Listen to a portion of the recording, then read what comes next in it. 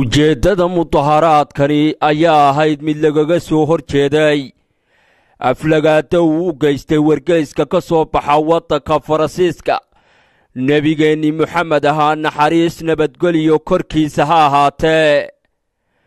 mudaharaadkani muu ahayn mid magaalada Hargeysa laga dareemay maadaama ciidamada kala duwan ee Somaliland kala caydhiyeen dadkaasi. dadkani mudaharaadayay oo dhalinyaro u badnaa ayaa ku dhawaaqayay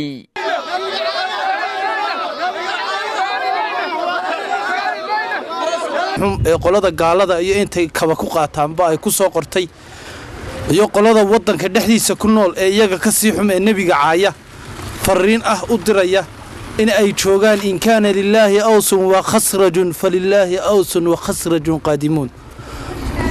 nebiga naftayada iyo maalkayaga iyo ehelkayaga iyo tolkay cid kastaba waan ku horreysiinayna. waxaanu nahay dhalinyarada ka dhiidhiday nebiga la caayay maxay dadka xunxun ee gaalada ahi ay caayeen sawirada xunxun iyo hadallada foosha xunxun ay ka sameeyeen waanuna ka dhiidhiyeynaa.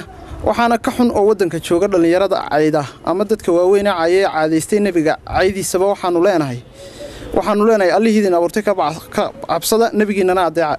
geesta kale taliya ku-xigeenka ciidamada booliiska Somaliland Cabdiraxmaan Liibaan Fooxle oo amuurtani aan wax ka weydiiyey ayaa ku jawaabay waxba kama dhicin magaalada annaga joognay saddexda nooc calaamad yar oo sabal ay haayeen saddexdiina waanu qabanay calaamadiina gaarigayga saareen imka wax dhibaatiin ma jira.